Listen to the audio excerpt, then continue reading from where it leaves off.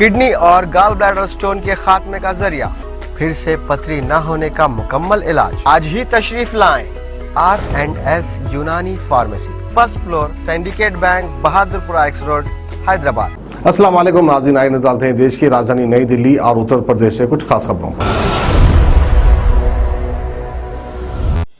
आप सभी का स्वागत है सच न्यूज में। आइए जानते हैं उत्तर प्रदेश और देश की राजधानी से कुछ खास खबरें। पूर्वांचल के कद्दावर नेता और पूर्व मंत्री हरिशंकर तिवारी के तीनों पुत्र रविवार यानी आज समाजवादी पार्टी में शामिल हो गए हैं। उन्हें सपा अध्यक्ष अखिलेश यादव ने पार्टी की सदस्यता दिलाई है। आपको बता दें कि इस मौके पर विनय शंकर तिवारी ने कहा है कि 2017 में जनता के बड़े समर्थन और उत्साह से यूपी में बीजेपी की सरकार बनी, लेकिन इस सरकार ने लोकतंत्र नहीं राजतंत्र अपनाया। लोगों के बोलने पर पाबंदी भी लगाई। काम किसी और का है पर पत्थर अपना लगवा रहे हैं। साथ ही आगे उन्होंने ये भी कहा कि बीजेपी के लोग समाज में तोड़फोड़ कर रहे हैं। धरातल पर कोई काम सरकार ने नहीं किया है। गोरखपुर में भी बाढ़ प्रभावित इलाके के लिए कोई बजट नहीं दिया गया था और साथ ही गोरखपुर विश्वविद्यालय में जाति विशेष के लोगों को नियुक्ति भी दी गई है। इस सरकार में ब्राह्मण समाज का लगातार अपमान भी किया गया है और इस सरकार ने एनकाउंटर की नीति भी अपनाई है। साथ ही ये भी कहा जा रहा है कि तिवारी परिवार के सपा में शामिल होने से सपा पूर्वांचल में पहले से ज्यादा मजबूत हो गई है। बाकी कोई दूसरी पार्टियों से भी सपा का गठबंधन हो चुका है। रविवार यानी आज बसपा से भी तमाम नेताओं ने सपा की सदस्यता ली है। पायल किन्नर ने सपा को समर्थन देने का वादा किया और उन्हें पार्टी की सदस्यता भी दिलाई गई है। उन्हें सपा किन्नर सभा का अध्यक्ष बनाया गया है।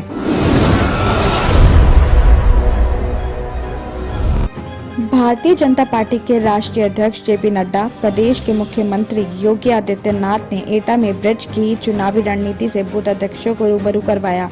जीटी रोड के सैनिक पड़ाव में ब्रज प्रांत के बूथ अध्यक्ष सम्मेलन में कार्यकर्ताओं को संबोधित करने पहुंचे जेपी नड्डा ने सपा पर हमला बोला, तो वहीं मुख्यमंत्री योगी आदित्यनाथ ने भी बबुआ कहकर अखिलेश पर करारे प्रहार भी किए।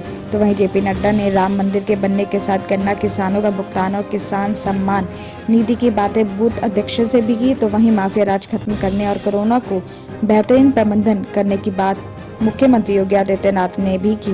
तो दोनों नेताओं के निशाने पर समाजवादी पार्टी रही। तो वहीं जीटी रोड के सैनिक पड़ाव के मंच से मुख्यमंत्री ने कोरोना प्रबंधन पर देश और प्रदेश की तारीफ की बात की है। साथ ही योगी आदित्यनाथ ने भी कहा कि रूस, यूरोप और चीन में कोरोना बढ़ रहा है, लेकिन प्रधानमंत्री नरेंद्र मोदी ने कोरोना का बेहतरीन प्रबंधन किया है। कोरोना संक्रमण के दौर में बीजेपी ने काम किया है। जब बीजेपी जमीन पर काम कर रही थी तब कांग्रेस पार्टी, बहुजन समाजवादी पार्टी और बबुआ कहाँ थे? सभी होम क्वारंटीन थे और दुष्प्रचार कर रहे थे। योगी आदित्यनाथ ने भी कहा कि अन्न योजना का शुभारंभ हो गया है। कहा कि बीजेपी के 28,000 बूथों के कार्यकर्ता सम्मेलन में नहीं महारैली में आए हैं। बूथ अध्यक्ष वैक्सीन दिलाने का संकल्प लें। साथ ही योगी सरकार ने विपक्ष पर भी जोरदार हमला बोला। कहा कि पिछली सरकारों की नीयत खराब थी।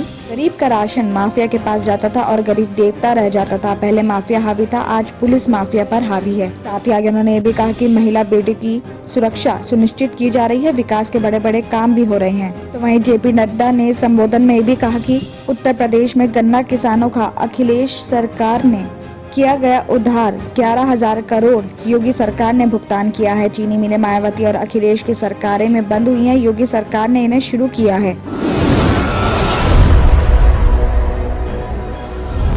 संयुक्त किसान मोर्चा की तरफ से आंदोलन को स्थगित करने की घोषणा के किसान घर वापसी कर रहे हैं। गाजीपुर, टिकरी और सिंधु बॉर्डर से भी किसान अपने घर की तरफ लौट रहे हैं। किसानों के मुताबिक आंदोलन स्थल पूरी तरह से खाली होने में 3 से 4 दिन का समय लगेगा। ऐसे में आंदोलन स्थल पर अंतिम दिन तक लंगर की सुविधा भी जारी रहेगी।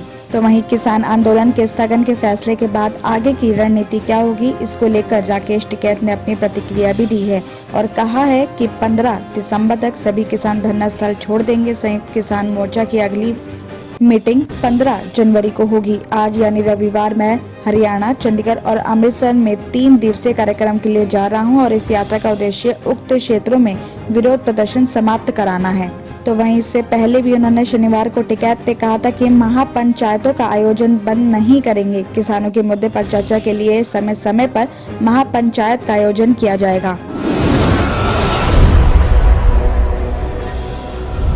फेसबुक पर दिए गए लोन के विज्ञापन को क्लिक करना एक शख्स के लिए भारी पड़ गया। पीड़ित पर 10 लाख का लोन लेने का दबाव डाला गया और फिर जालसाजों ने लोन दिलाने का झांसा देकर इस मद से उससे लाखों रुपए बैंक अकाउंट में डलवा लिए। आपको बता दें कि पूरा मामला डावड़ी इलाके का है। विजय एन्क्लेव के रहने वाले प्रताप सिंह ने पुलिस को दी शिकायत में बताया कि उसने अपने फेसबुक में लोन का एक ऐड देखा था। उसने उस पर क्लिक करके उसे देखा।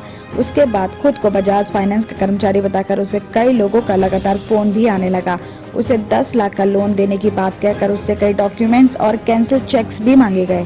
पीड़ित ने सभी डॉक्यूमेंट्स दे भी दिए। उसके बाद आरोपियों ने उसे सिक्योरिटी के साथ दूसरे मदों में पैसे भी मांगने लगे। पैसे देने से मना करने पर आरोपी अलग अलग नंबरों से उसे धमकी देने लगे तो आरोपी उसे कोर्ट केस करने की धमकी देकर उससे उकाही भी करने लगे और इसी दौरान पीड़ित ने आरोपियों के अकाउंट में 3 लाख रुपए से भी ज्यादा पैसे दे दिए। काफी परेशान होने के बाद पीड़ित ने डाबरी थाने में उसकी शिकायत की। पुलिस अधिकारियों का कहना है कि इस मामले की तकनीकी जांच की जा रही है और आरोपियों की पहचान करने में भी जुटी है। दिल्ली और उत्तर प्रदेश की खबरों में आज इतना ही। बाकी देश भर की और तमाम खबरें जानने के लिए देखते रहिए सच न्यूज। किडनी के अमराज से परेशान मायूस लोगों के लिए खुशखबरी। R&S यूनानी फार्मेसी किडनी और गॉल ब्लैडर स्टोन के खात्मे का जरिया। अब UNI स्टोन कैप्सूल्स के जरिए खात्मा कीजिए। No operation, no side effects, 100% result.